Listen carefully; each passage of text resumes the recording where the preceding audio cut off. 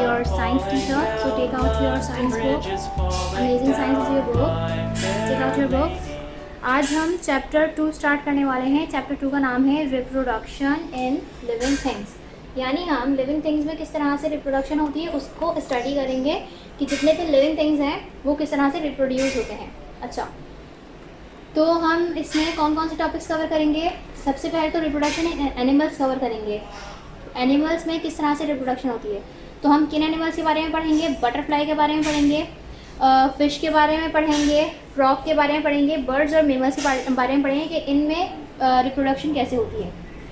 फिर नेक्स्ट हम पढ़ेंगे रिप्रोडक्शन इन प्लांट्स, यानी दोनों ही लिविंग थिंग्स में किस तरह से रिप्रोडक्शन हो रही है, हम उसके मेथड्स पढ़ेंगे. अच्छा जी, पहले तो हम रिप्रोडक्शन इन प्लांट से पहले स्ट्रक्चर ऑफ फ्लावर और सीड डिस्कस कर लेंगे कि किसी भी फ्लावर का या किसी भी सीड का स्ट्रक्चर कैसा है. फिर हम पढ़ेंगे पॉलिनेशन, फर्टिलाइजेशन और सीड और फ्रूट के बारे में थोड़ा सा पढ़ेंगे, और जो है जर्मिनेशन पढ़ेंगे, और भी छोटे छोटे से 3-4 टॉपिक्स हैं उसके बारे में पढ़ेंगे. तो स्टार्ट करते हैं. Reproduction in animal. रिप्रोडक्शन पहले तो हम बात कर लेते हैं किन किन तरह से होती है. रिप्रोडक्शन के 2 तरीके होते हैं. एक तो बाय लेइंग एग्स होता है, जो अंडे दे के रिप्रोड्यूस होते हैं एनिमल्स, ऑर्गेनिजम्स. फिर नेक्स्ट होता है बाय बर्ड, मतलब by giving bird. Young one को हम जो है बर्थ दे रहे होते हैं. तो इन 2 तरीक़ों से रिप्रोडक्शन होती है. अब हम सबसे पहले डिस्कस करने वाले हैं रिप्रोडक्शन इन बटरफ्लाई, के बटरफ्लाई में रिप्रोडक्शन कैसे.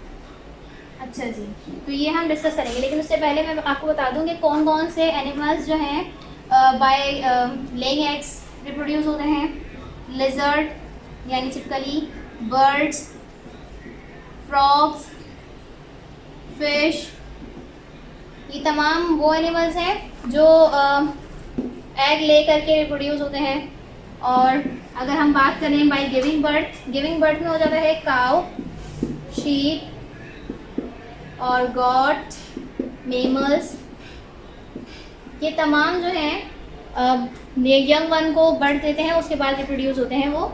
अच्छा, अब हम बात करेंगे बटरफ्लाई कैसे रिप्रोड्यूस होती है, बटरफ्लाई में रिप्रोडक्शन कैसे होती है.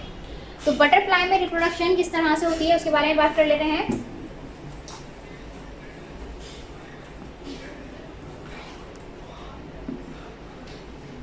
बटरफ्लाई जो है किसी भी पत्ते पे क्या करती है, एग ले कर देती है. ठीक है, ये आ गए बटरफ्लाई के एग्स.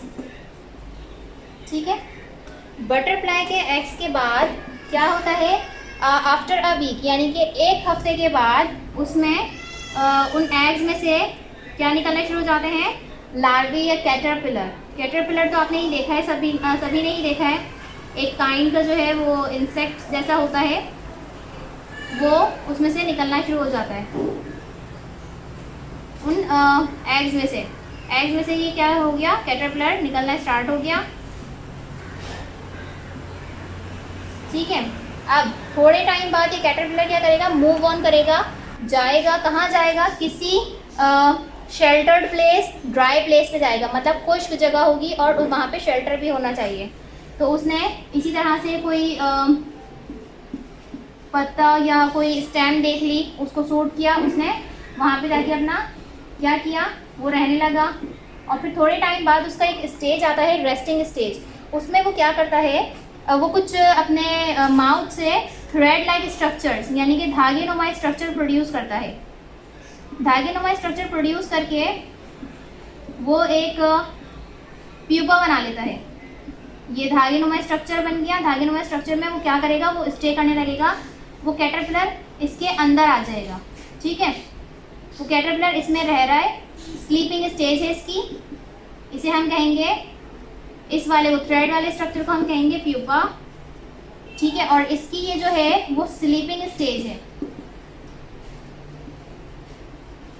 स्लीपिंग स्टेज में क्या होता है, उसने जो भी अपना खाना अपनी बॉडी में स्टोर किया होता है उसको लेते हुए उसकी बॉडी में चेंजेस आ रहे होते हैं, कंटिन्यूसली चेंजेस आ रहे होते हैं. जब ये प्यूपा बर्स्ट आउट होता है, मतलब ये प्यूपा खुलता है, प्यूपा खुलते ही वो क्या होता है, हम क्या देखते हैं कि एक नई बटरफ्लाई जो है उस प्यूपा में से निकल रही है। ठीक है, एक कंप्लीट बटरफ्लाई उसमें से निकलती है और कंप्लीट बटरफ्लाई निकल के वो हैच आउट होती है। तो ये थी इसकी लाइफ साइकिल। और फिर ये बटरफ्लाई दोबारा से एग प्रोड्यूस करती है और ये साइकिल इस तरह से चलती रहती है। अच्छा, कुछ एनिमल्स ऐसे हैं या कुछ इंसेक्ट्स ऐसे हैं जिसमें ये प्यूपा वाली या लार्वा वाली स्टेज नहीं आती। वो क्या करते हैं, एग से जब हैच आउट होते हैं तो डायरेक्टली एक, जैसे कॉकरोचेस की बात करते हैं, कॉकरोचेस में जो है वो ये स्टेज नहीं आती। कॉकरोचेस में क्या होता है कि वो जैसे ही इंसेक्ट्स मतलब अपने एग में से हैच आउट होंगे वो अपने पेरेंट्स की तरह दिखेंगे। सम अलाइक जो है वो अपने पेरेंट्स की तरह होंगे। कॉकरोच जो हम बेबी इंसेक्ट ले लेते हैं, बेबी इंसेक्ट किस तरह से होता है, छोटा सा होता है, उसके बाद छोटे छोटे विंग्स होते हैं और लेग्स होती हैं, वो मूव करता है और फिर टाइम के साथ साथ वो जो है अपने पेरेंट की तरह दिखने लगता है, बड़ा हो जाता है। नेक्स्ट हम बात करेंगे फिश की, कि फिश में रिप्रोडक्शन कैसे होती है। Reproduction in fish. अब फिश की रिप्रोडक्शन कैसे हो रही है, फिश की रिप्रोडक्शन जो है वो थोड़ा सा आपको बुक में देखनी पड़ेगी, पिक्चर्स वगैरह डायग्राम। तो मैं बुक में से देखकर बना रही हूँ कि फिश की रिप्रोडक्शन कैसे हो रही है। एग है फिश का, फिश के एग में फिश है, ठीक है, इस तरह से जो भी है वो इस तरह से फिश है। This is egg of fish. अच्छा, अब ये फिश के जो एग में है वो फिश तो जो है ऑब्वियसली वाटर में रहती है तो वहीं पर ही वो एग ले भी करेगी। अब ये एग जो है थोड़े टाइम बाद क्या होगा, हैच्ड लार्वा बनाएगा। हैच्ड लार्वा कैसे बनाएगा,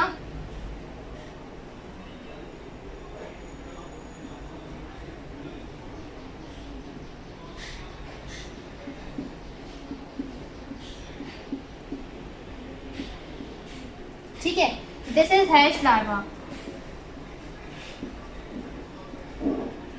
आप बुक में भी देख लें किस तरह से बना हुआ है, ये इस तरह से बना हुआ है। ये एग है, फिर उसके बाद थोड़े टाइम बाद ये हैच लार्वा बनेगा, कुछ डेज के बाद या वीक्स के बाद।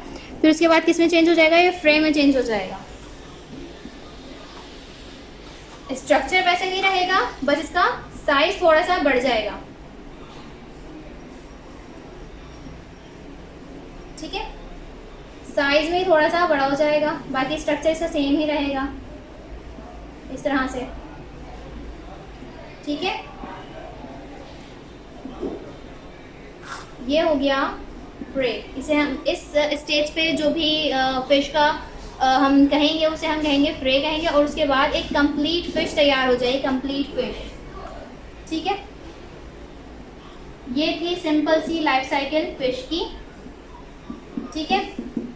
अब हम नेक्स्ट पढ़ेंगे, नेक्स्ट जो है वो फ्रॉग की है। फ्रॉग की थोड़ी सी डिटेल में हम पढ़ेंगे। फ्रॉग जो है वो रेनी सीजन्स में एग ले करता है। कब एग ले करेगा, रेनी सीजन्स में, ठीक है। एग ले करेगा, कहाँ करेगा, इन पॉन्ड में करता है। और इसके जो एग होता है वो आपने जेली देखी हो गया, जेली का क्लस्टर जैसे इसके एग होते हैं, जैसे एक बहुत क्लस्टरी सा इसका एग होता है। ये तमाम क्या है, हमने इधर लिख दिए एग, ठीक है। ये एग है फ्रॉग के। और फिर जो है वो इस एग को हम क्या कहेंगे, ये जो जेली लाइक सब्सटेंस है या जेली लाइक स्टिकी से एग का क्लस्टर है, इसे हम कहते हैं स्पॉन, ठीक है, इसे हम स्पॉन कहेंगे। फिर 10 डेज के बाद ये क्या होगा, आफ्टर 10 डेज ये जो जेली लाइक सब्सटेंस है ये क्या करेगा, मेल्ट होना शुरू होगा। मेल्ट होकर इसमें से 10 दिन के बाद हर एग में से क्या निकलेगा, बेबी फ्रॉग निकलेगा, टैडपोल निकलेगा। टैडपोल कैसा होता है, टैडपोल मैं आपको बनाकर बता रही हूँ। इसका स्ट्रक्चर भी थोड़ा फिश के जैसा ही होता है, थोड़ा लंबा होता है और इसके ऊपर भी इसी तरह की कवरिंग होती है, ठीक है। इसी तरह की इसके ऊपर भी कवरिंग होती है, लंबा सा स्ट्रक्चर होता है इसका, टैडपोल कहेंगे इसे हम। टेल होती है इसके पास, जबकि एडल्ट फ्रॉग के पास कोई टेल नहीं होती। फिर थोड़े दिनों बाद या कुछ वीक्स के बाद, आफ्टर 4 वीक्स के बाद जो है इसके अंदर क्या चेंजेस आने होंगे। आफ्टर 4 वीक्स के बाद गिल्स बनना शुरू हो जाएंगे। आफ्टर 9 वीक्स के बाद जो है 9 वीक्स के बाद क्या होगा, या 6 वीक प्रॉपर लेग्स आ जाएंगी। ठीक है, प्रॉपर लेग्स आ गई। और प्रॉपर लेग्स के बाद जो है आफ्टर 3 मंथ के बाद एक कंप्लीट फ्रॉग, 3 मंथ्स के बाद कंप्लीट फ्रॉग अपीयर हो जाएगा।